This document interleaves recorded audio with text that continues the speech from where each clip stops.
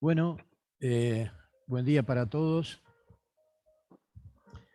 Esta es una Día. actividad del Colegio Médico que vamos a realizar por primera vez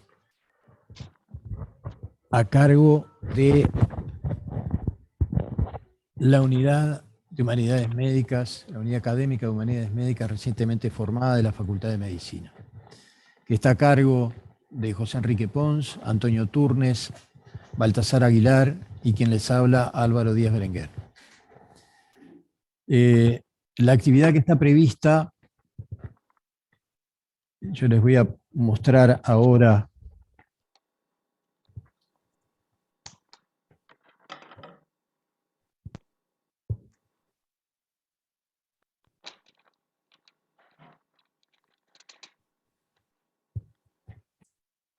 es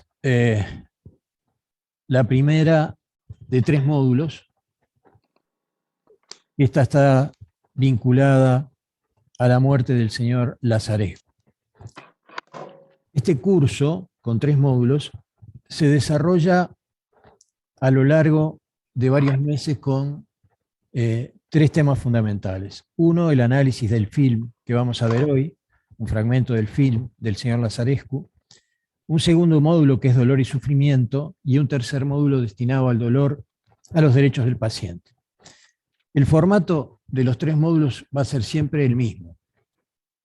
Primero una introducción, luego una presentación de lo que va a ser analizado, en este caso el film, luego preguntas disparadoras y luego discusión en grupos.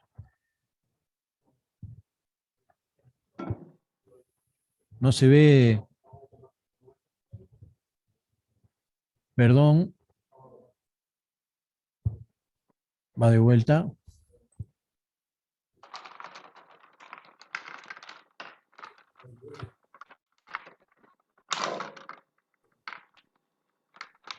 ¿Se ve ahí? No importa si no se ve.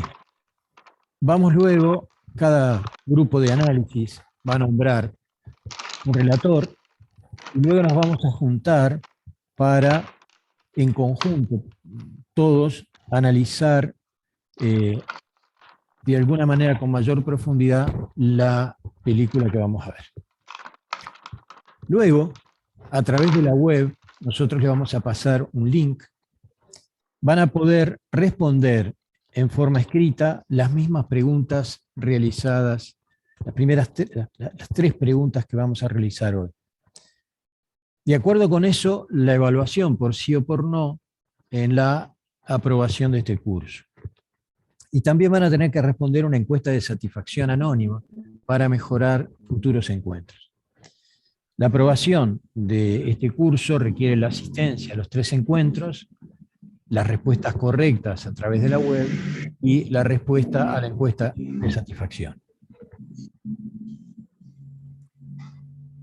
Si pueden silenciar los micrófonos, se los agradecería. Vamos ahora. A ver, para un poquito.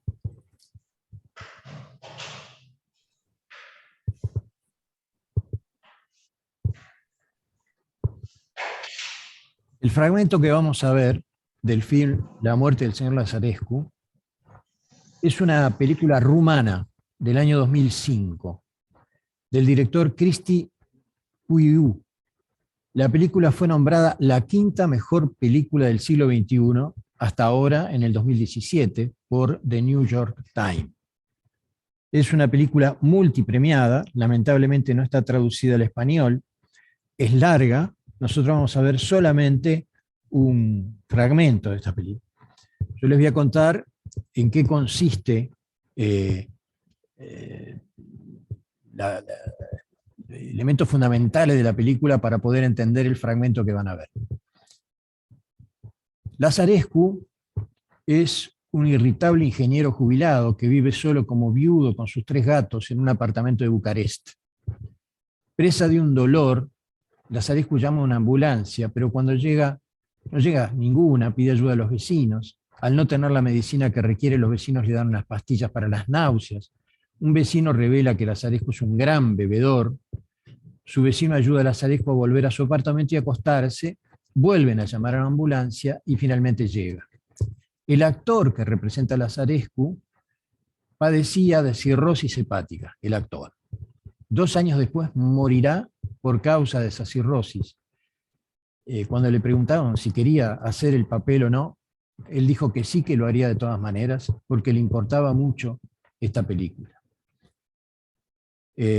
Cuando finalmente llega la ambulancia, la enfermera que lo va a trasladar se entera que tenía una cirugía de úlcera antes y por allí sale la posibilidad de que tenga un cáncer de colon, le parece a esa enfermera. Después de informar a su hermana, que vive en una ciudad diferente, que la condición podría ser grave, la enfermera decide llevarlo a un hospital. Su hermana hace arreglos para venir al día siguiente. Su única hija vive en Toronto, Canadá. Los hospitales están atestados en las horas siguientes por pasajeros heridos por un grave accidente de autobús que acaba de ocurrir. Lo que es interesante es que el dolor fundamental que padecía Lazarescu es la cefalea y los vómitos desde hace 3 días.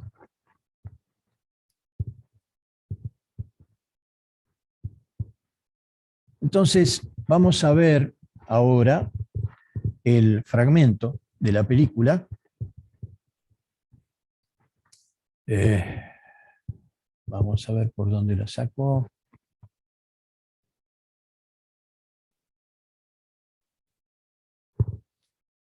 ¿Se ve allí? ¿Se está viendo?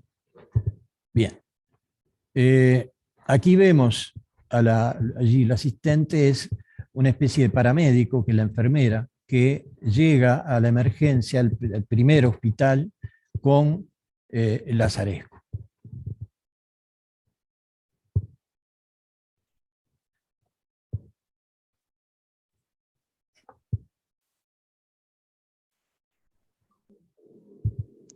¿No se escucha el sonido?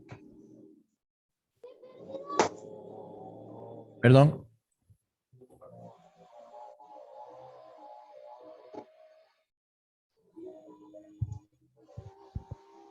¿Sale el sonido allí?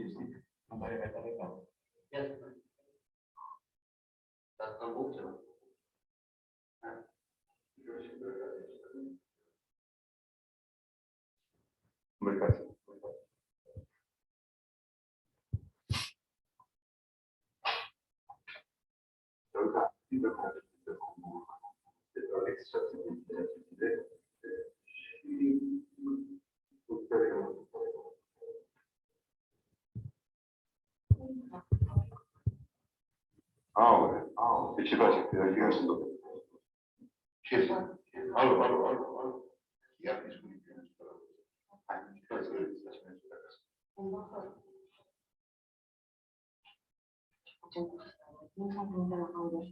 Papa, vei fotografie ce zici?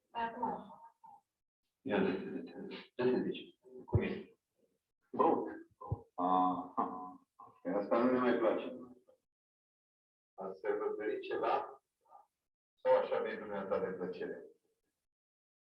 Tu l-ai adus? Da. Și de ce l-ai adus la mine? Ia zi, tătaie. V-a văzut un specialist acolo? Doctorul i-a fost operat acum 14 ani. De ulcer. La municipal. De ce bei dacă ești operat de ulcer? Că uite cât mai fermoară are.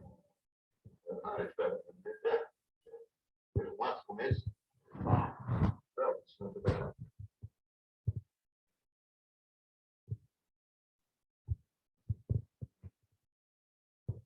Dar o colonoscopie ai făcut până acum? Eu am probleme cu stomacul anunțile. Nu, tata. Ai probleme cu capul.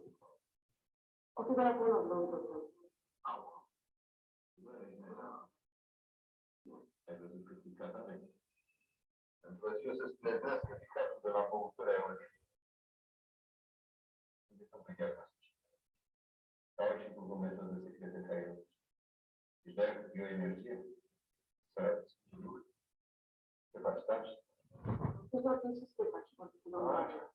Învață și meseria. Ce mi l-ai adus aici? Nu vezi ce pe acolo ăsta de ăștia? De-aia am ajuns cum am ajuns, bă, că vă întinde și vă dați cu prețul și la iurea. Deci nu stați voi în banca voastră, nu știu. Domnul doctor, mă doare capul rău. De ce bei dacă te doare capul? Dacă vrei să nu te doare capul, nu mai bea. Dimineața mă doare și dimineața mă doare seara. Eu vă rog să nu vorbiți așa cu mine. Cine crezi că vorbește aici? Cine crezi că vorbește aici, bă? Că dau cu tine de băut cu ulcerul tău cu tău. Bei ca disperat, tot din tine ca nesimțit și vine la mine, să te fac bine, să te pun de picioare.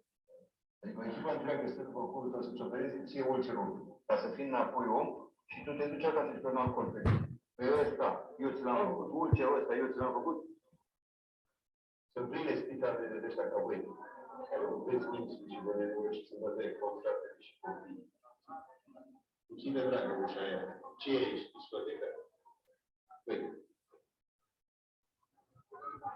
Ce e aici cu voi? Ce le-ați spus? Să terminat consultația. Eu nu mi-am dorit o pun ceva pe tău. Bine, dar nu te îmbrăca acum. Asta aici. Și chiar așa eu să vin cu voi. Ce gălește asta? Dacă nu văd nici aici, văd voi afară, s-a înțeles? E, mama dracului de treabă. Sí, sí, ya, Ție gândiți acasă să fiu rețet. Că nu știu ce faci cu tine acolo.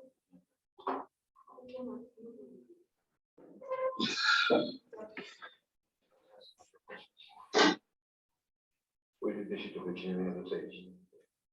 Ce te-ai băgat? Să fii? Culcă-te acolo, că n-am terminat. Îți va ajut și de ceilalți bolnavi care au venit cu probleme grave. Uite ăsta, că n-are loc pe voi. Silvia, păi, domnule, o glucoză. Tu ai făcut ceva? Și am făcut tot la fel și am făcut și algocamin. Pune și algocamin. Nu vedeți că pacient, 20 de ani, traumatism, cana cerebrală, tensiune presiune pulmonă. Eu știu ce e doar doctor. Silvia, cheamă pe Cheremen. Nu-i dacă ești. Hai, executare. Cum te cheamă? Poți vorbi? Poți vorbi?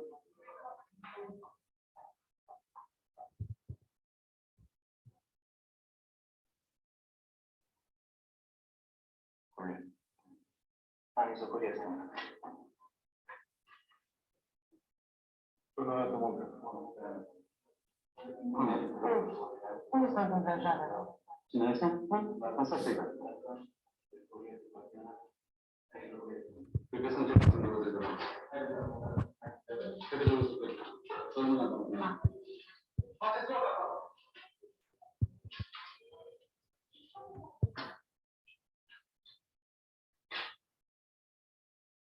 Cum vă simțiți, doamnă?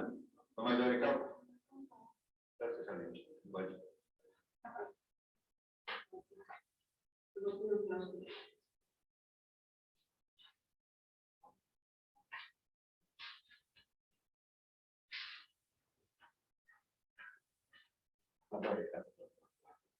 Foarte bine, asta înseamnă că ai. Te-ai uitat din oamenii ăștia care au venit? Astea sunt urgențe. Da, dragă Iulia. Ai rămas sânge, ai scaun negru? Nu. Am diare. Asta nu te-am uitat. Ieri, vitamine. Un căcat, n-ai. Nu mai bea.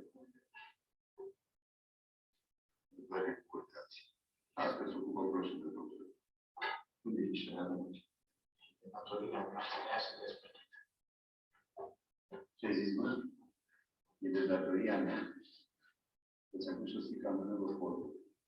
Dar nu trebuie să nu le pot. Nu mă pădărești pe care deci trebuie să-și facă tare gamă. De ce dacă te țin obicei? Pentru că și mergi de aici stare.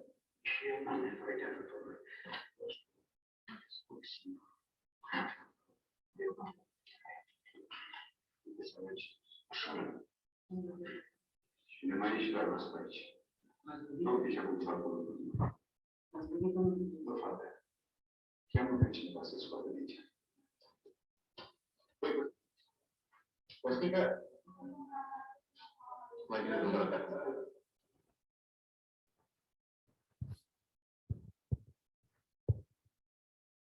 Eu de aici să nu merg.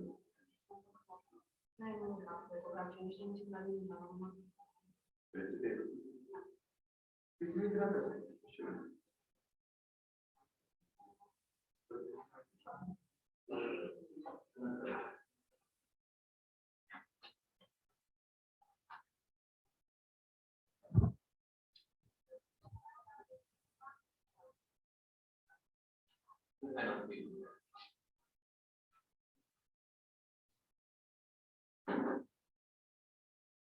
Te duci cu el la funde, care a ridicat-o pe casa poporului. Nu cred că e nevoie. Banul, îl duci la Floreasca sau la universitate, să facă tomografie. Îți lași și ținut pe aici, deci tu te rugăm.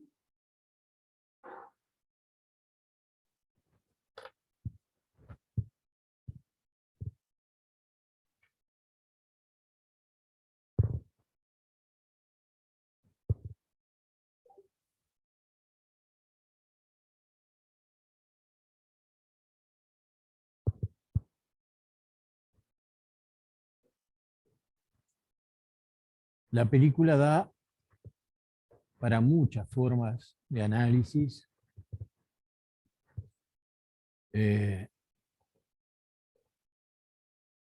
Pero vamos a centrar el análisis que vamos a hacer ahora fundamentalmente en 3 preguntas. Si esto pasara, que no pasa.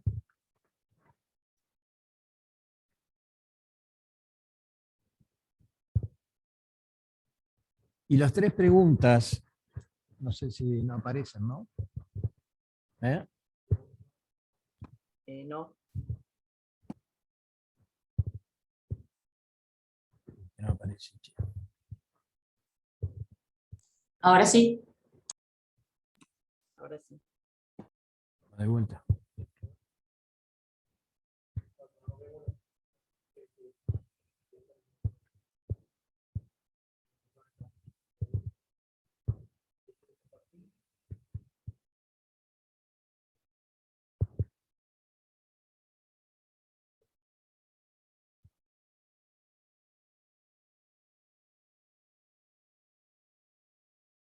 Está.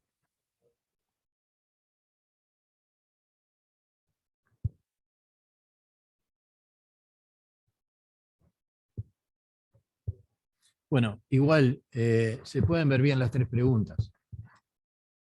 La primera, ¿a qué se puede atribuir la actitud y conducta de cada uno de los profesionales que atienden al señor Lazarejo? La segunda, ¿qué recomendaciones haría a los pacientes y acompañantes que acuden a un servicio de urgencias hospitalarias. Y esto le vamos a pedir que lo piensen desde dos puntos de vista. Una, desde un familiar que tiene que recomendarle a un esposo, a un hermano que va a una emergencia, ¿qué le diría? Y desde el ángulo de la salud, del equipo de salud, ¿qué le recomendaría a los pacientes que acudan a un servicio de urgencias? O sea, dos vertientes de la misma pregunta. Y la tercera, si tiene información referente a situaciones ocurridas en su entorno, comparables a los que presenta la muerte del señor Lazarescu. Para ello, nos vamos a dividir en grupos. Acá somos muy poquitos. ¿Cuántos somos en total? 22, 21. Somos 22. Habiliten los micrófonos para preguntas que quieran hacer en este momento antes de pasar a los grupos de discusión y análisis. ¿Tienen alguna pregunta? ¿No?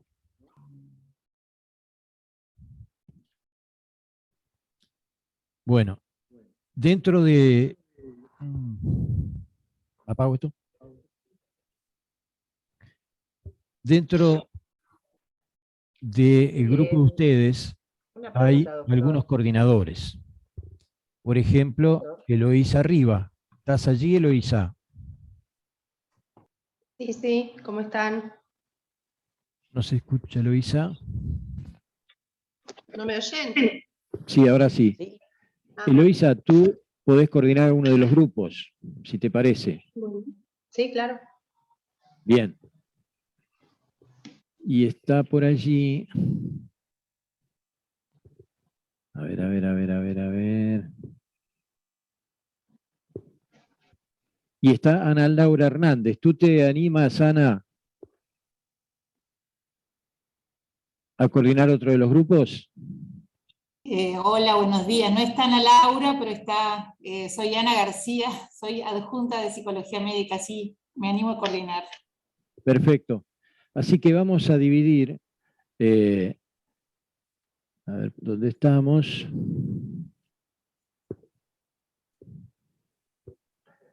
Hace dos grupos con Eloísa Riva en uno y la compañera de Psicología Médica, que le damos la bienvenida, en otro grupo.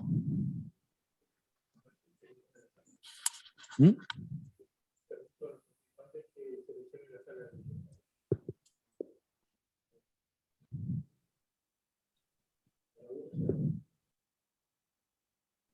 ¿Quién hace la división, la subdivisión? Ustedes se ubican, como ustedes quieran, en dos grupos. Vamos a dividirlos a ustedes en dos grupos para el análisis a través de estas tres preguntas del fragmento de la película. Nos pasan a sala de grupo reducido, ¿no? No Sí. sé si Verónica... Lo que es importante es que nombren a un relator para que después nos resuma lo que conversaron entre ustedes. Ah, me pongo en sala 1, Ana. Fíjate a la izquierda ahí arriba que tenés sala de grupos reducidos. Ah.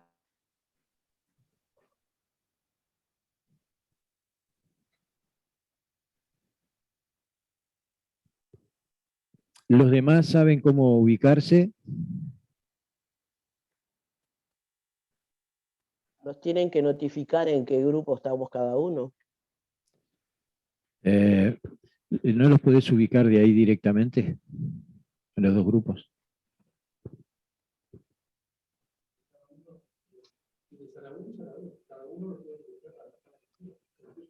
Pero ellos no saben hacerlo.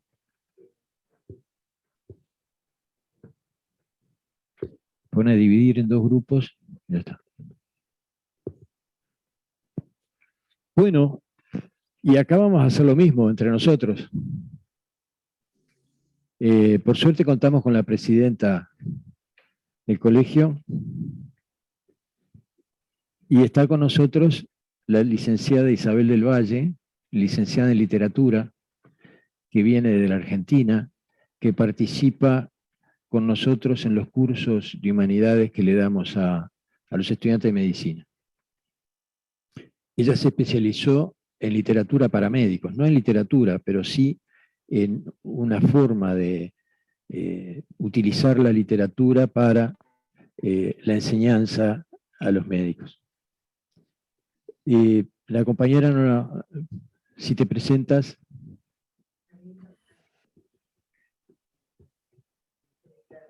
Bien. La compañera que está por allá es médica, medicina general y con aspiraciones de ser dermatóloga. Baltasar Aguilar, ¿lo conocen? Bueno, ¿qué piensan ustedes? Esto acá solo.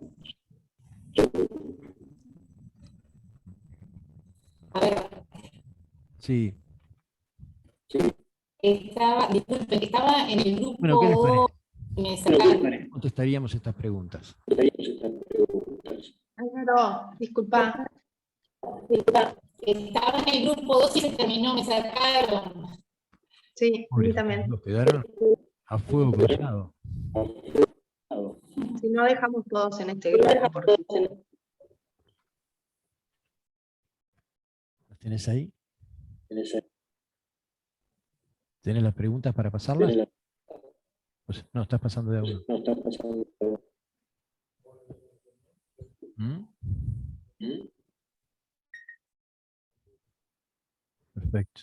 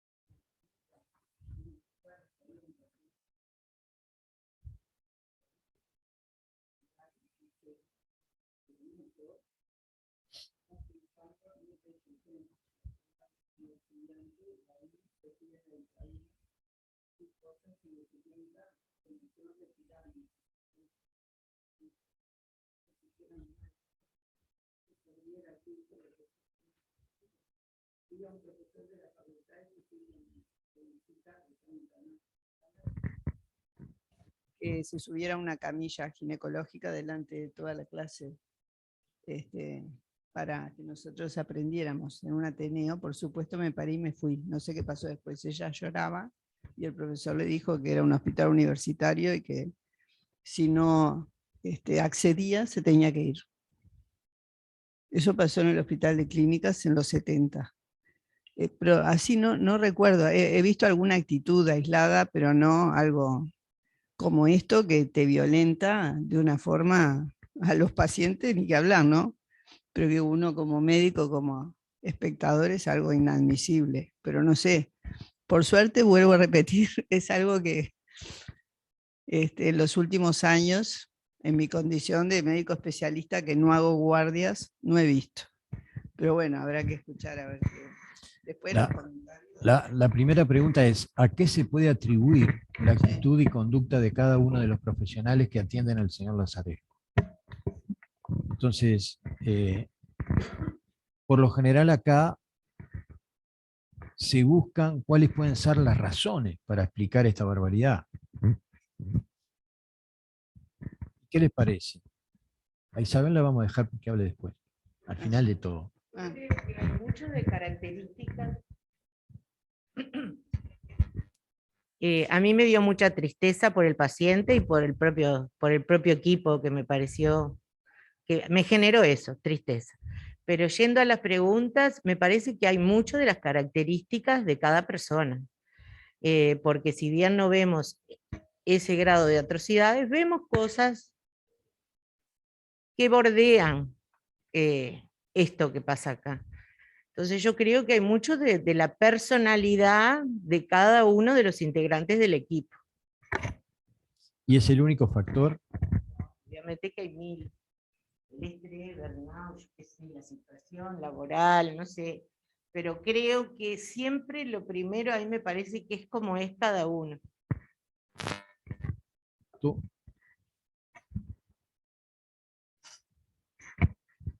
En cuanto a la pregunta, y todo el personal que estuvo en la escena, me pareció que desde mi punto de vista faltó un poco de empatía y de parte ética también profesional, ¿no?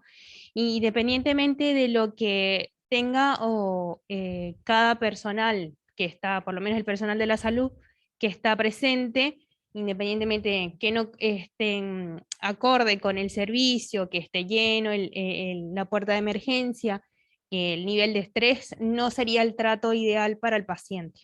¿Ah?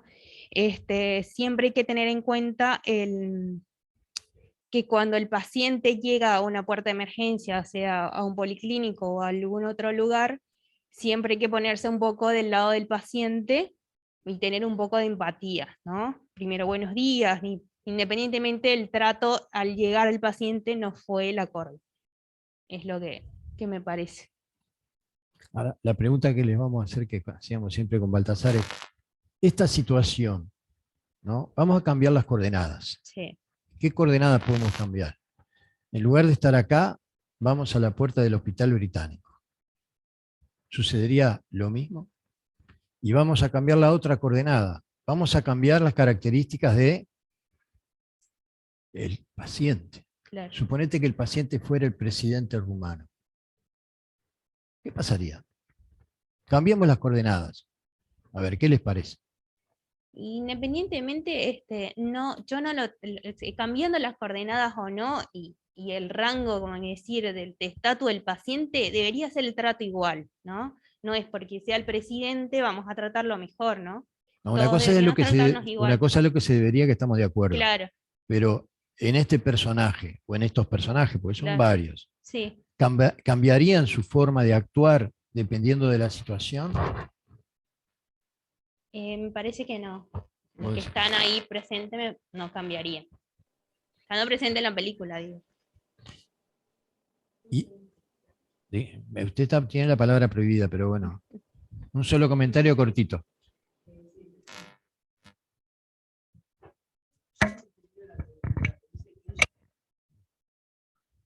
Ahora,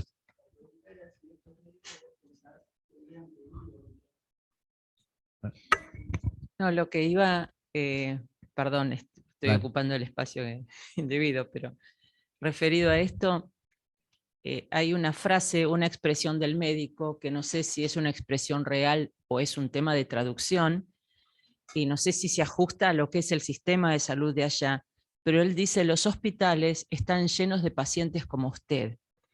O sea, yo no sé el sistema de salud de allá, si hay otros niveles de hospitales no públicos, con los cuales ahí estaría diciendo, ahí estaría marcando una segmentación social y también moral. Al hospital público va gente como usted, el adicto, el bebedor, ¿no? Todo lo que estaría dentro de la parte discriminada de la sociedad. Y a los que no son hospitales, si es que existiese ese sistema de salud para otro sector social, socioeconómico, sociocultural, corresponde otro tipo de paciente. Entonces ahí creo que estaría como una segmentación, en parte un poco a la pregunta que hicieron recién.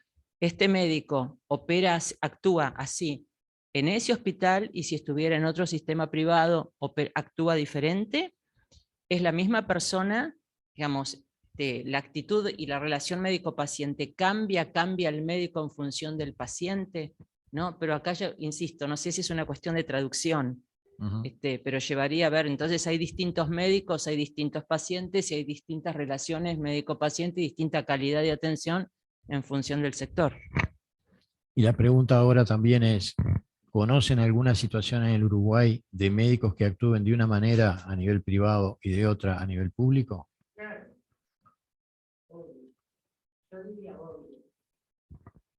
¿Hay diferencias a veces? ¿Eh?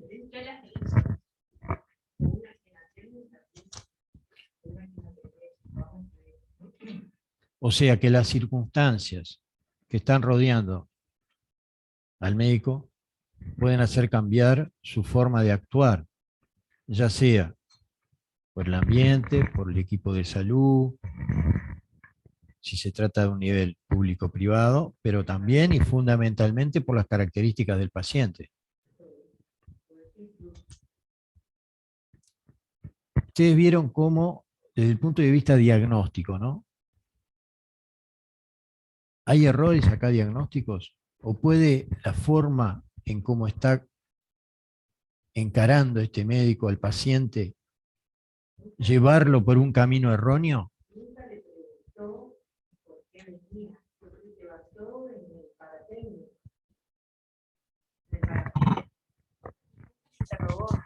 A no haberlo interrogado ya parte de un supuesto. ¿tá? Y aparte toman todo el aspecto de la bebida como eje de su situación sin saber si realmente. Igual el paciente trata de defenderse y en algún momento decir, yo en sí vengo porque me duele la cabeza. Pero bueno, el hilo conductor, creo que también el paramédico influyó en ese camino de error, más la falta del interrogatorio. Yo O sea igual que esta desconsideración del paciente en última instancia repercute desde el punto de vista técnico en errores. ¿Esta qué decir? Desconsideración desde el punto de vista humano, desde el punto de vista Claro, moral, esta inmoralidad en claro. última instancia, porque siempre se dice, bueno, los aspectos humanos no tienen nada que ver con lo técnico, ¿verdad? Lo técnico, si uno es buen técnico, ya está. Pero acá, la forma del trato, del destrato, conduce en última instancia a errores que se transmiten en última instancia en un diagnóstico que no tiene nada que ver. Este enfermo tenía un hematoma sudural. Entonces, fíjense ustedes, por agarrar, por el prejuicio del médico, porque en el fondo lo que está manifestando es un enorme prejuicio a propósito de que la culpa la tiene el paciente de lo que le pasa, sobre todo con la bebida. También de desconocimiento, porque aunque fuera basado en el prejuicio, bebedor con dolor de cabeza, tenés que pensar que se puede haber caído. Igual eso tampoco lo tuvo en cuenta. Por eso yo digo que la situación será compleja, el hospital, el paciente, el paramédico, la cantidad de trabajo, pero creo que hay características personales, porque otra persona, otro médico, otro paramédico, se hubiera parado de otra manera en esa situación. Porque todos trabajamos en hospital, en puertas, y nos vimos saturados, y ahí ves la ética de cada persona. Eso para mí es clave. Muy bien. ¿Vamos? ¿Algún otro comentario? Dale. Yo no había hecho ningún comentario porque, como decía, vine. Tú estás formando Pero parte bueno, de ahora esto, no me te integro. sientas excluida. No quería. Sos una más aquí. Es lo que me gustaría, entonces acepto la integración. No, digo que es tremendo porque, a ver, la actitud del cuerpo médico en este fragmento es inadmisible, es monstruosa, una falta de ética, pero además hay distintos niveles, ¿no? Está el jefe, que es el que promueve, el que actúa de esta forma, y están el resto, ¿verdad? Que es dócil y no reacciona o no le dice, no, momento, ¿no? Porque son médicos todos, ¿no? No porque sean jóvenes están eximidos de exigir un trato al paciente apropiado y entre colegas, ¿no? Eso también es algo a marcar, ¿no? Ser joven o que sea tu jefe o tu profesor no te exime que respetuosamente vos exijas que se actúe de la forma ética y humana apropiada. Y eso lo vemos, que la gente se calla por temor. No está bien. Realmente no lo justifica el hecho de que sea tu jefe o tu profesor. Nunca lo veo así, me parece que no podemos ser dóciles. Tampoco aceptamos muchas cosas, no aceptamos que tenemos que ver a los pacientes en minutos, tenga lo que tenga. Aceptamos que si el otro actúa de una manera, quedamos callados, aunque no lo hagamos igual, pero no decimos nada, ¿no? Y eso es tremendo. Y la otra cuestión es el sufrimiento del paciente, que no es solo el dolor de cabeza, se agrega en todo paciente, ¿no? El temor, el miedo, cuando llegas a un lugar donde pueden, lo voy a decir entre comillas, hacer contigo lo que quieran. Y esa actitud del médico refuerza ese miedo. Y el miedo de que si hablo y protesto, puede ser peor. Y eso lo vemos cuando el paciente intenta irse. Es tremendo, ¿no? Porque tiene miedo, se siente enfermo y además tiene miedo de ese lugar donde lo están tratando de esa forma y ve los riesgos también, ¿no? Pero sin embargo, cuando dice no terminé, dócilmente se recuesta, porque tiene miedo. Es decir, es la persona, un paciente más vulnerable del mundo. No es que tenemos que tratar de ser empáticos, es que no estudies medicina, ni enfermería, ni tecnología, nada que tenga que ver con la salud, si no sos capaz de entender que esa persona está asustada, en una puerta, en un consultorio, donde sea. Entonces no alcanza lo técnico, ¿verdad? Como muchas veces se dice. Cuando un paciente entra por primera vez a una emergencia o a mi consultorio, yo sé que tiene mucho miedo.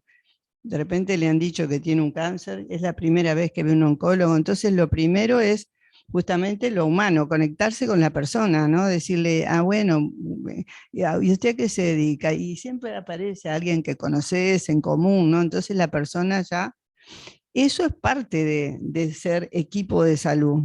Y no hay ninguna excusa para no hacerlo, ninguna. Porque si la excusa es el tiempo, entonces no aceptemos esos tiempos. Creo que siempre percibí una docilidad extrema de los integrantes de los equipos de salud y que no hay nada que lo justifique, nada. Eso que estás diciendo es interesantísimo. Nosotros en reuniones pasadas a propósito de esto marcábamos el escalafón jerárquico y de poder que se observa en forma subliminal. Porque tú ves allí a un jefe evidente del servicio de emergencia y después médicos que están por debajo de esos, que quedan callados y dejan actuar al jefe, y por debajo la enfermería, que es maltratada también, y por debajo, y en el último lugar, el paciente, que queda completamente indefenso, sin poder defenderse en absoluto, totalmente indefenso. Entonces, es interesante ver este desglose de jerarquías de poder y ver hasta qué punto nosotros estamos inmersos en sistemas similares y los aceptamos y no nos damos cuenta de ello. Bueno, vamos a la segunda pregunta porque se nos va el tiempo. ¿Qué recomendaciones haría a los pacientes y acompañantes que acuden a un servicio de urgencias hospitalarias? Todo el mundo. Sí, perdón. Siéntese integrado. Una pregunta que ya hemos reiterado en otros grupos. ¿Qué pasaría o qué pasa en realidad si allí, en ese servicio de emergencias, hubiera alguien aprendiendo? Es decir, fuera, por ejemplo, un médico, un residente o un médico que quisiera ponerse al tanto, o un estudiante de medicina, de la patología de emergencia. ¿Qué pasa con los que van a un servicio que funciona así, con gente así, en la cabeza de quien, y en el futuro, en la cabeza y en el futuro de quien está aprendiendo? ¿Qué opinan ustedes?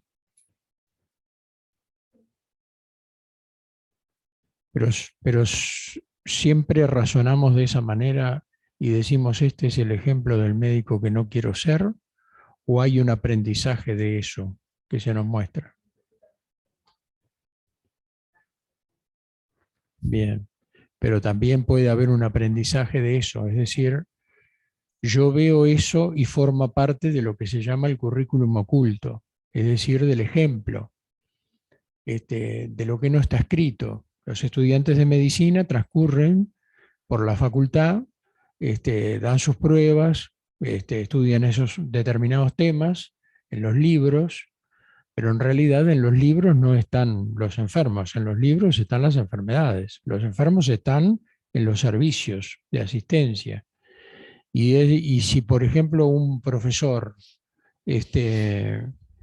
actúa de esa manera, se corre el riesgo de que se perpetúe esa conducta. Porque en definitiva se está mostrando un ejemplo de cómo actuar. Que vos lo tomes como una advertencia sobre lo que no hay que hacer, es probable, pero también es probable que forme parte de tu aprendizaje. Porque además, vamos a ser claros, en la profesión médica suele ser prestigioso ser así. Es decir, ser un jefe que pone los puntos sobre las íes, que trata de poner orden en la emergencia, no me traigan estos enfermos aquí, que sale a la sala de espera y le grita a la gente para que se calle la boca. También irradia poder. Y en la medida que irradia poder, suele tener adeptos y también cierto prestigio, ¿no? No todos los médicos rechazan eso. Esa es la realidad, porque si no, no se perpetuaría la conducta. Porque es cierto lo que no me acuerdo quién dijo acá que no se ve hace tiempo. Sí, pero se pueden ver cosas similares, ¿no? Esa es la tercera pregunta, ¿no? O partes muy parecidas de esa película, ¿no? Entonces digo, acá el problema del aprendizaje es muy importante. El narcisismo médico, que es un incentivador de la asimetría de poder que ya de por sí existe entre el médico y el paciente, el narcisismo médico es una realidad. Yo le contaba el otro día a Álvaro que en definitiva yo sigo teniendo una profunda admiración por los profesores que tuve. Yo también estuve ahí en la década del 70 y me recibí en el año 78, pero también veo para atrás a la luz de otras maneras de mirar y digo, había mucho narcisismo, había mucho histrionismo, había mucha actuación. En 10 minutos pasamos a sala general. Eso es por lo menos lo que yo pienso y quería introducir este elemento porque eso puede ser un hospital universitario. Creo que dicen en un momento determinado por qué no lo llevaron al hospital universitario. Sí, sí. Es un hospital universitario. Entonces,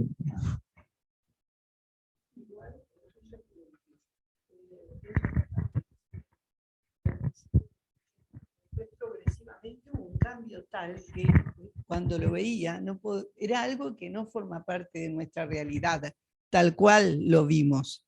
Sí pueden haber actitudes aisladas o personajes, ¿verdad?, que puedan tener una actitud similar, pero no es, porque eso no parecía ser algo extraordinario, parecía ser la forma de trabajar en esa emergencia.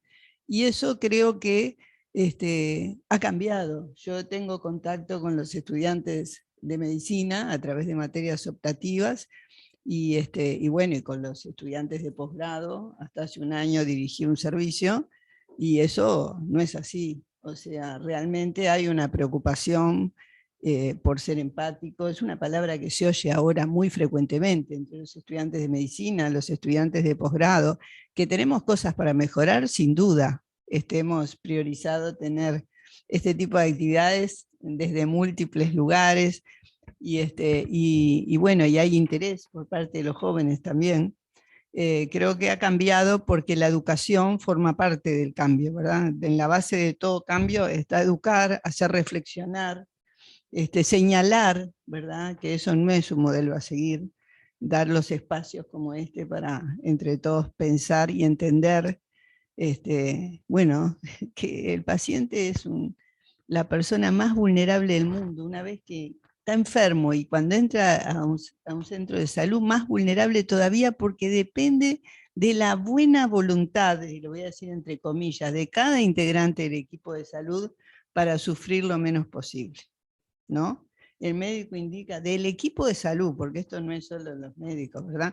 El médico indica un analgésico, cuánto va a demorar, ¿verdad?, una enfermera en acercarle ese analgésico. Esas demoras se dan en todos lados todavía. Como ella muy bien decía, depende de la sensibilidad, ¿verdad?, y el compromiso ético de cada integrante del equipo de salud. Cada vez se ven, pero esas cosas, por ejemplo, se siguen viendo, ¿no? Yo he tenido alguna experiencia también personalmente, ¿no?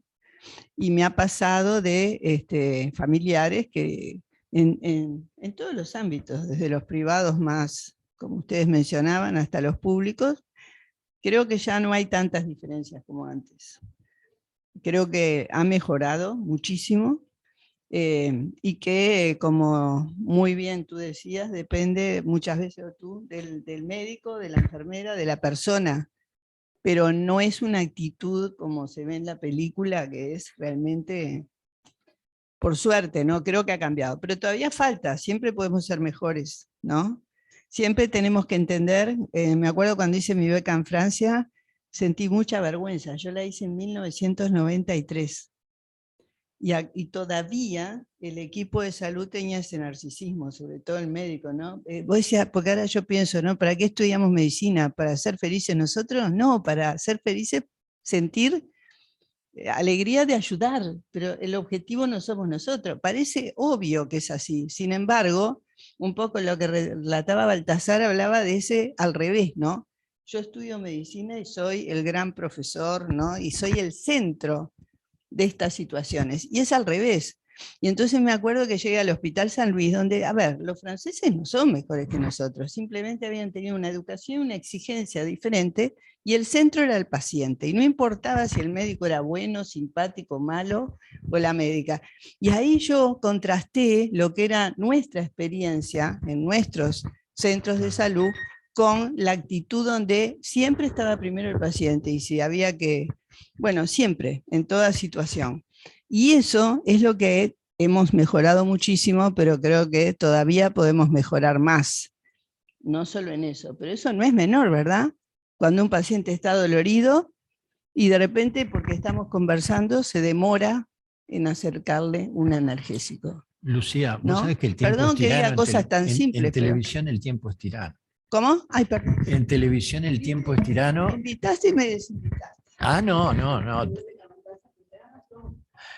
Nosotros tenemos ahora, no sé si ya, tenemos 5 minutos para contestar las otras 2 preguntas para dar lugar a la sala general.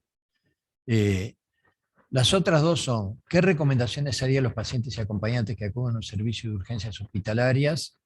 Y la otra, ¿tiene información referente a situaciones ocurridas en su entorno comparables a los que se presentan aquí? Yo diría de referirnos a esta última, sobre todo, si hay entre los presentes alguna anécdota de situaciones parecidas a esta, ya sea familiares, personales o referidas por terceros. ¿Hay? Yo tengo, pero yo creo que todos tenemos alguna, con algún aspecto, no con la totalidad de esta barbaridad. Exacto. Pero aisladas, frases lentas, ¿para qué vino acá este tipo de cosas? Cuidado de que el paciente lo oiga, de decir, esto no era para acá, esto no es una urgencia, lo que tienes para policlínica, yo lo voy a pasar a policlínica porque esto lo puede solucionar de esa manera, o sea, eso es de todos los días, pero son frases aisladas de esta caricatura. Creo que el combo entero no lo veo, pero mucho de esto aislado yo lo veo, lamentablemente, en instituciones privadas, no en el británico porque nunca trabajé ahí. ¿Tú lo ves en salud pública? Por lo menos me tocó en el interior, que trabajo a veces muy infrecuente en un pueblito en interior, Ismael Cortinas, que llegan situaciones que son de policlínico, y atiendes al paciente con situaciones de policlínico, pero también llegan situaciones que ameritan emergencias, el paciente igual acude al policlínico, y el médico que está, sabes que no podés venir para acá, que no te corresponde. Ese tipo de situaciones pasan mucho. Y a veces la persona por desconocimiento todavía no saben definir qué puede ser un policlínico o qué es en realidad una urgencia médica. Entonces puede pasar que te llamen de madrugada por un dolor de cabeza. También puede pasar. Me pasaba, o sea, me llegó a pasar en el interior del país con eso.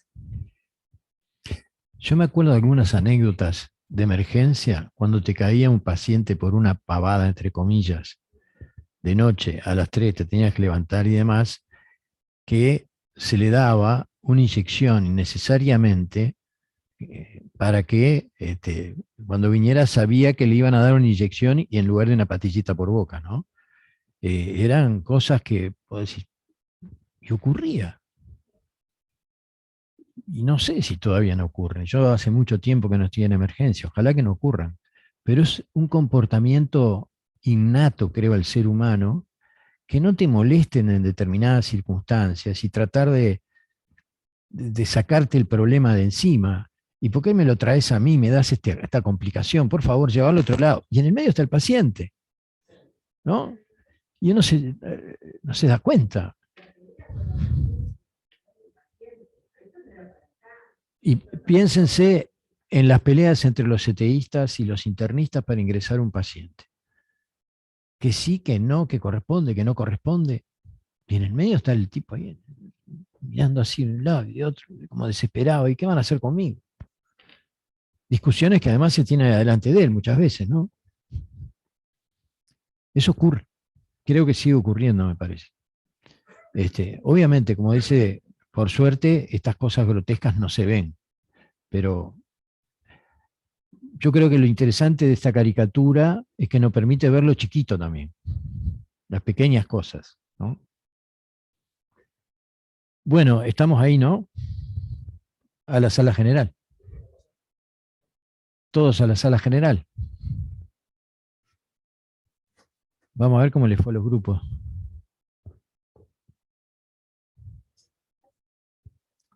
¿Para qué vamos a la sala general? ¿Para que ingresamos todos los que están?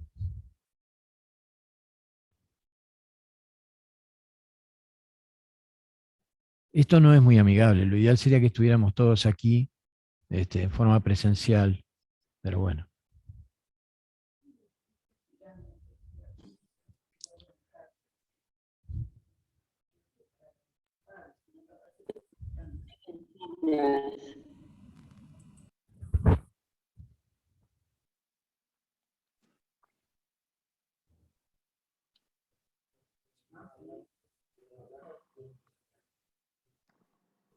Sí, sí, tienen que hablar.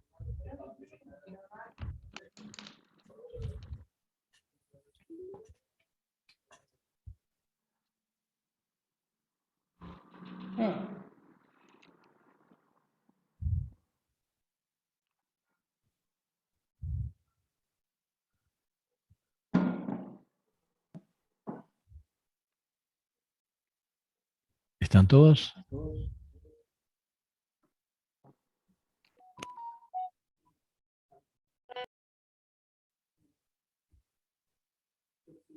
En el chat.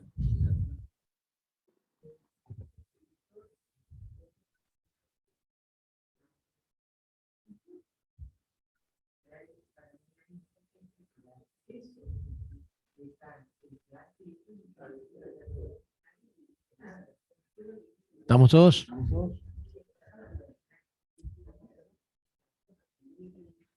Bueno, apago esto. Van a tener que habilitar los micrófonos los relatores. No sé cómo les habrá ido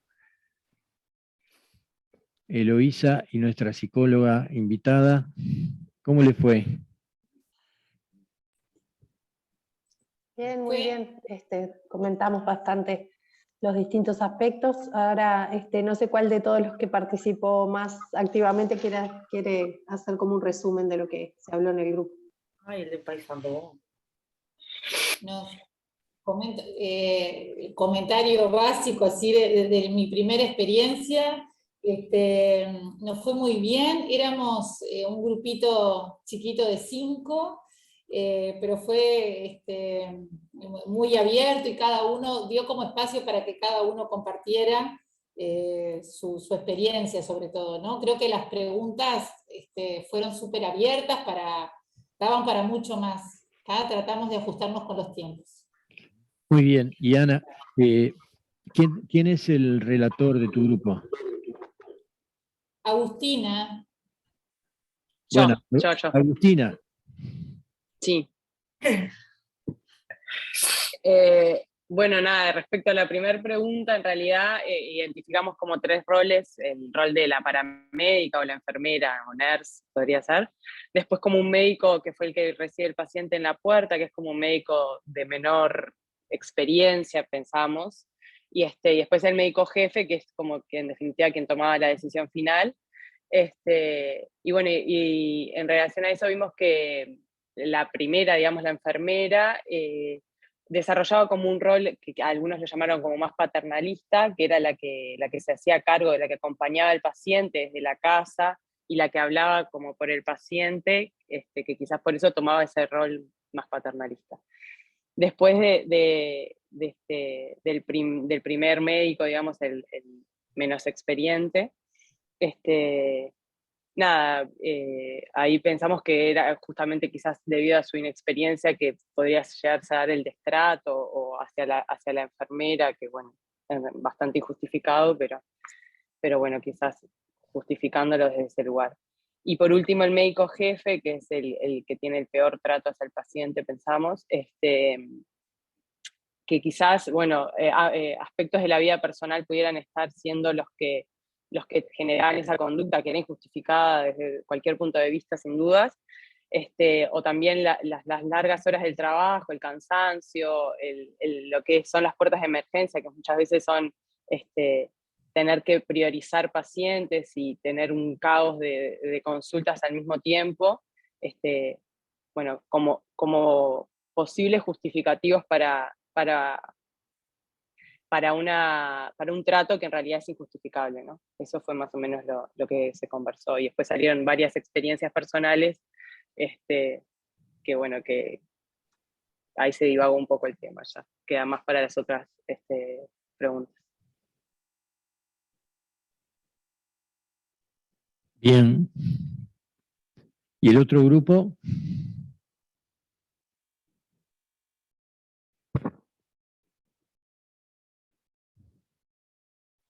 No Eloísa. comentamos al final quién va a hablar, pero alguno de los que participó, que fueron muy activos, así que cualquiera podría hacer un resumen.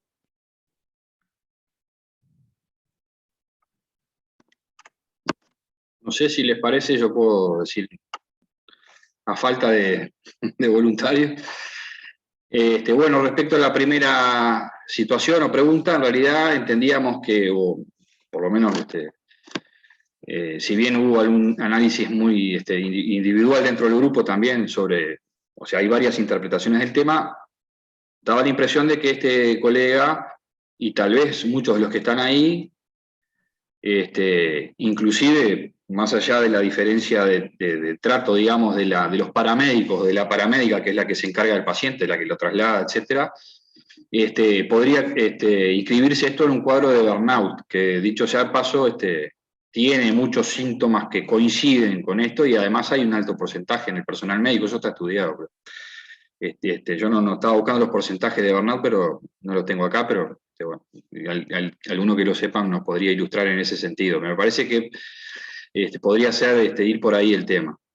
Por supuesto que es injustificable, porque bueno, injustificable con una raíz de justicia, digamos, sin duda que este tipo de actitudes no se puede justificar. Lo que sí se podría hacer es tomar una conducta proactiva respecto al colega y de repente darle una mano. Por eso se habló también qué posibilidades había de poder darle una mano, y se habló muy bien sobre el tema de, por ejemplo, el Bien Pro, que está en la órbita del colegio, yo mencioné que también desde el punto de vista gremial, por lo menos en nuestro gremio, por lo menos se le brinda un espacio de escucha al colega en este caso.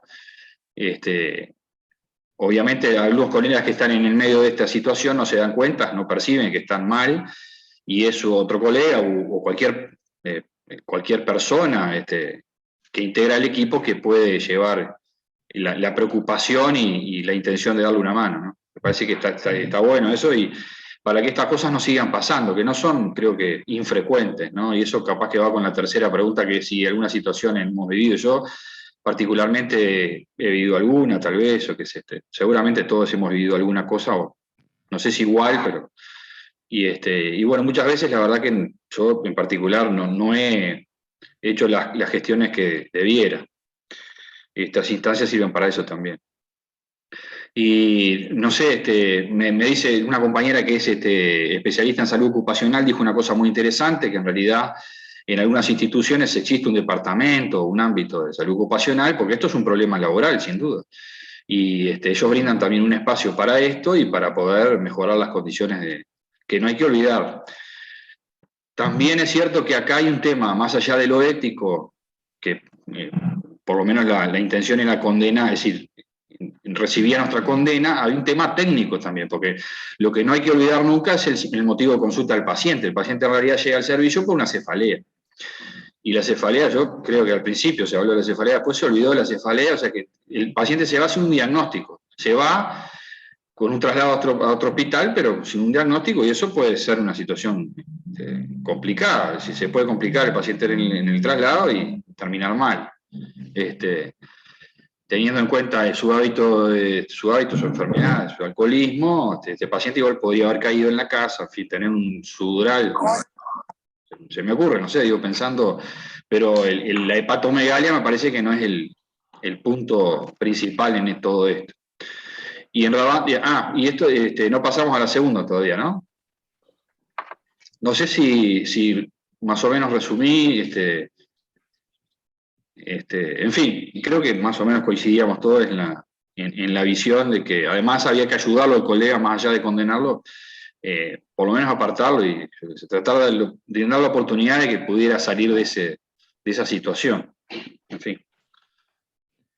¿Alguna otra opinión que te quiera complementar? Y le dimos importancia al trabajo en equipo en salud, que es fundamental que todos los integrantes del equipo de salud estén trabajando coordinadamente, mirando la salud del paciente, ¿no? Que la meta sea la salud del paciente. Y le dimos trascendencia también a la educación de los médicos jóvenes, en el sentido de que los que tenemos cierta edad, aprendimos más con el ejemplo de nuestros mayores. Si los docentes eran empáticos, si los docentes eran humanistas, si los docentes eran éticos cuando se vinculaban con los pacientes, y aprendíamos viéndolos hacer. Y no todos daban un buen ejemplo. O sea, hay que formar a los médicos jóvenes, pero también hay que formar a los docentes en estas disciplinas, porque la medicina es una profesión humanística de donde la mires. Entonces no puede ser que el humanismo no esté como formación curricular. Bueno, ahora sí, pero yo no la tuve, por ejemplo. Yo aprendía de mis mayores, y no todos me dieron un buen ejemplo en humanismo y en ética. Muy bien. Bueno, Bueno, hago un comentario en relación a algunas cosas que hablamos. Una de nuestras compañeras decía, esto parece trascender el burnout, ¿no? Parece como una forma de funcionamiento así como cronificada, ¿no? De soberbia, ¿no? Como que en algún momento daba la impresión que tenía que ver con el funcionamiento natural del jefe de guardia, digamos. Yo desde el rol de integrantes de equipos de salud me preocupa cómo esto se naturaliza, ¿no? Cómo naturalizamos estos comportamientos, y es preocupante. Por suerte, desde Psicología Médica siempre intentamos acercarlos sin miedo a a los referentes, y como docente universitaria básicamente, Nancy, ya que estás hablando de la formación, que me parece fundamental, no naturalizar estos fenómenos y proponerles a los jefes de servicio que identifiquen, hablar con ellos, y que identifiquen este problema y acceder al bien pro sin miedo. No hay que tener miedo de poder hablar de estos temas. Eso por lo menos lo tratamos de conversar. Muchas veces se acercan a nosotros residentes o posgrados preocupados por situaciones de estas características y nos piden que hagamos como puente para conectarlos con el bien pro. Pero bueno, me parece que son temas que tenemos que trabajar y tienes razón, Nancy, hay que cambiar cabezas. El miedo a consultar va un poco de la mano de otro tema que también tocamos en el grupo, que es la autopercepción del médico y el autocuidado.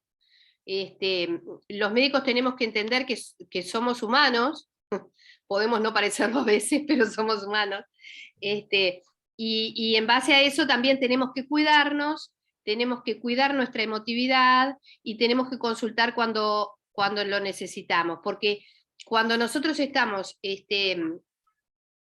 no estamos bien en salud, y cuando digo salud, digo el concepto amplio de salud, no solo tener una gripe, si tenemos COVID, no concurrimos a trabajar porque podemos contagiar a los pacientes.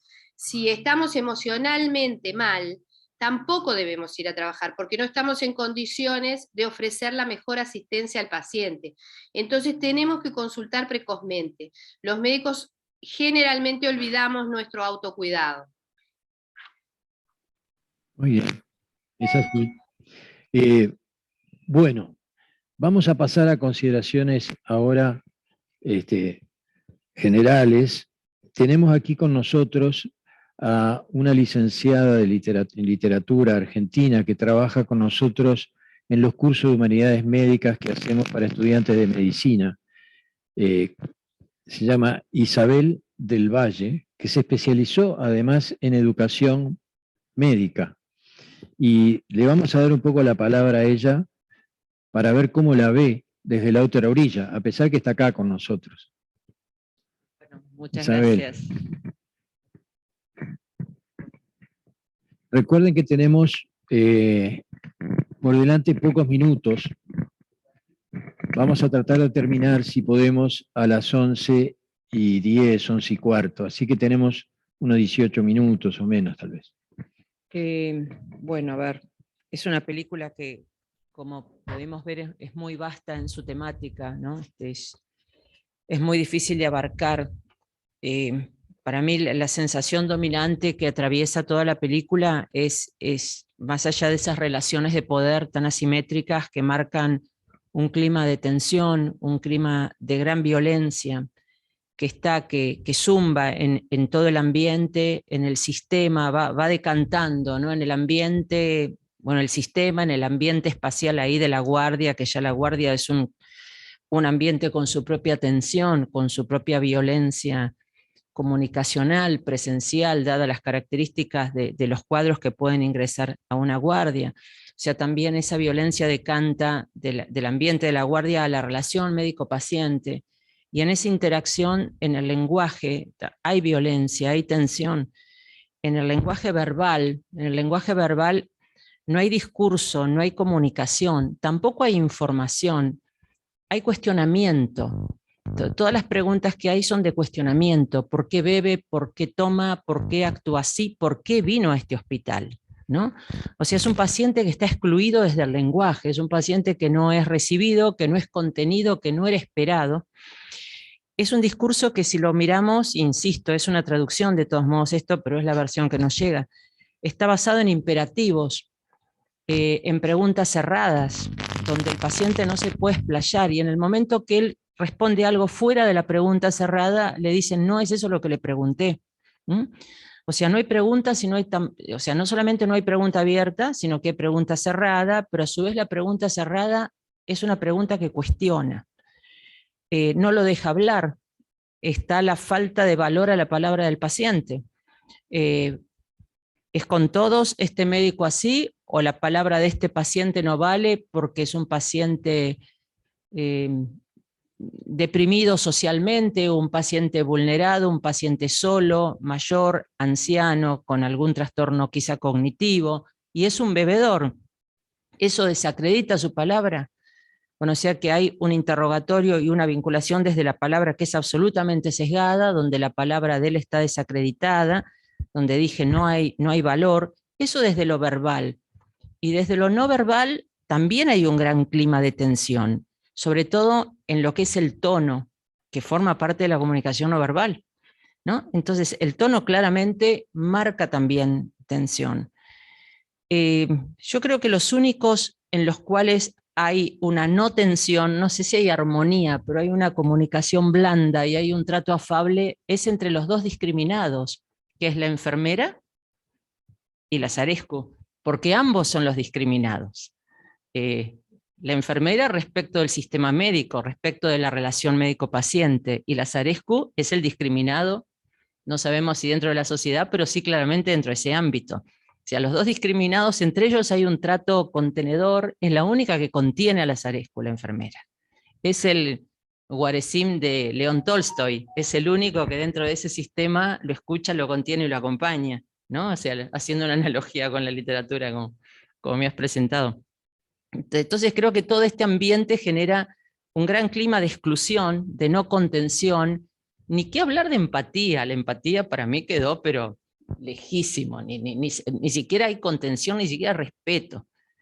Y la empatía en sus dos dimensiones, ¿no? Que creo que alguna vez lo hablamos, que también está en la literatura esto, en Sófocles.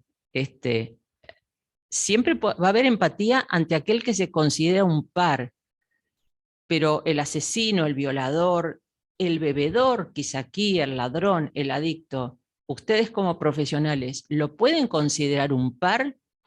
Porque la empatía se define hacia el otro, y me voy de tema. El otro es aquel que, aunque haya diferencias culturales, sociales, económicas y de todo tipo, puede haber una paridad. Uno se puede proyectar e identificar. Pero acá no hay vía de identificación posible con este hombre, o con el adicto, o con el violador, o con el asesino. Entonces ahí la empatía ya no es hacia el otro, sino que ya se establece ante un ajeno, algo que no tiene nada que ver conmigo. Yo creo que la Zarescu aquí constituye un ajeno. Si bien el médico no es ningún modelo, ¿no? Pero por eso digo, no hay ni siquiera contención, ya la empatía me parece que pasa a un lugar. No sé si la estoy haciendo larga o agrego algo más, y creo que este tipo de conversación que tiene el médico con el paciente define un perfil de paciente. ¿Qué tipo de paciente está esperando este médico? El que no hable, el que no opine, el que acate, el sumiso, ¿no? El no autónomo, el que no ejerza sus derechos, que acá la Zarescu trata de ejercer su derecho y se defiende, ¿no? La Zarescu no es sumiso, trata de no acatar.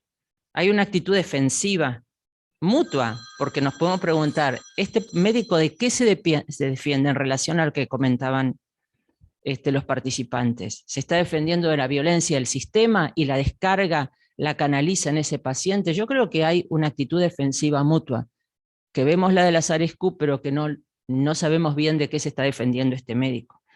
Y bueno, creo que trata también la película de este valor social del paciente, del modelo que se traduce, que se va gestando a través de esta relación que tiene este médico con el paciente. Está construyendo un modelo de paciente que la Zarescu de alguna forma no representa, o sí representa. El que no hable, no representa. El que no hable, el que no acate, el que no obedezca, el que obedezca, perdón, el que no hable, el que acate, el que obedezca. Aquel paciente que llega por motivos legítimos, orgánicos, fisiopatológicos, y no por conducta, no por ser bebedor, no por ser adicto, donde ahí estaría la libre voluntad, la elección del paciente, y que lleva esa problemática al hospital, y ellos están para otros pacientes, no para él. Entonces creo que también están los contramodelos. La Zarescu no es el modelo de paciente que espera este médico, y este médico no es el modelo de médico que espera el paciente, ¿no? Me parece que encarnan dos contramodelos, ninguno espera el otro, hay una mutua exclusión y hay una actitud defensiva de los dos.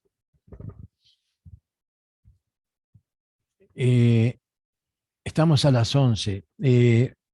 Yo quería remarcar una cosa que habíamos dicho, que es, y que todos dijeron, el escalafón de poder que hay en esta estructura y en todas las estructuras sanitarias, y la responsabilidad que tienen los cargos jerárquicos en relación a los que están por debajo. Porque en esta escala, aquí el último y el más indefenso de todos es Lazarescu. Es completamente indefenso frente a una estructura de poder que hace con él lo que la estructura de poder quiso, que es de alguna manera excluirlo. ¿Y a quién se excluye habitualmente en las puertas de emergencia? No de esta manera, pero de alguna otra. Es al obeso, es al homosexual, es al que tiene una raza distinta, es al que está solo, es al viejo, es al discapacitado mental. Todas estas son, hay muchas más, pero son características que tienden de alguna manera a ubicar en el último lugar de la escala de poder a un individuo, y que generalmente son los que sufren de alguna manera estar en ese lugar. A mí me gustaría que cerrara Baltasar y la presidenta del colegio, que por suerte está aquí con nosotros. Nos quedan poquitos minutos. Baltasar, ¿no? Bueno, te damos a ti el cierre.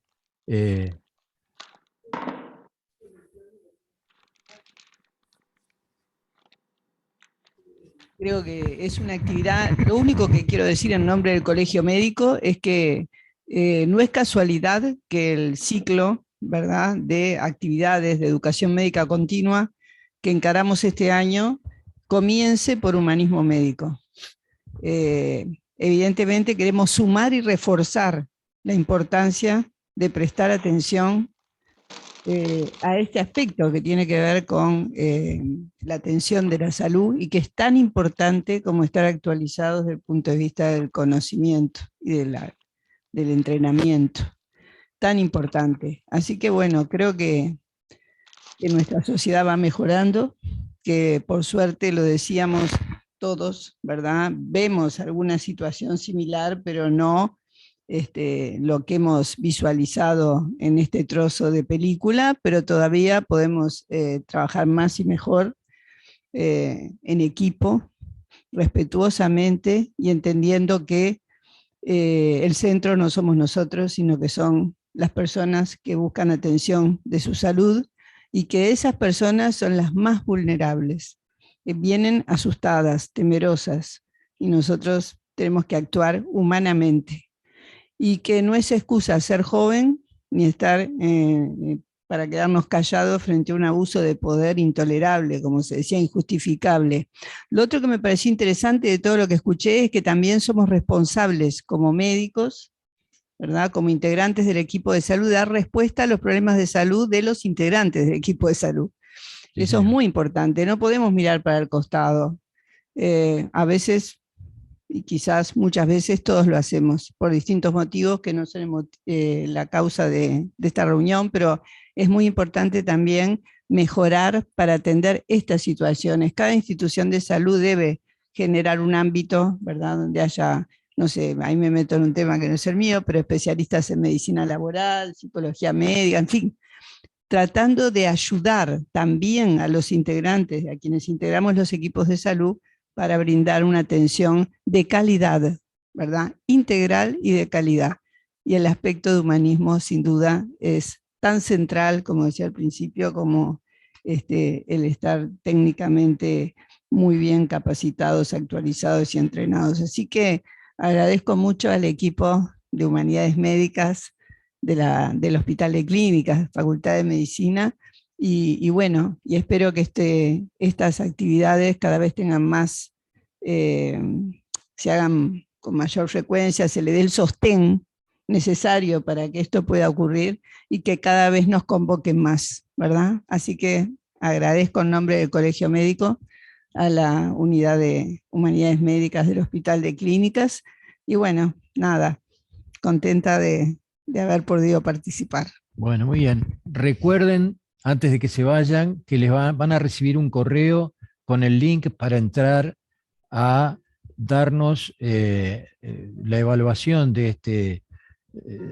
esta jornada, y además van a tener que contestar las mismas 3 preguntas, con lo cual nosotros vamos a evaluar, porque esta es una actividad acreditada por la Escuela de Graduados, con 6 créditos, para darle los créditos luego de la asistencia a los 3 talleres. Bueno, muchas gracias. Buenos días para todos. Que pasen bien.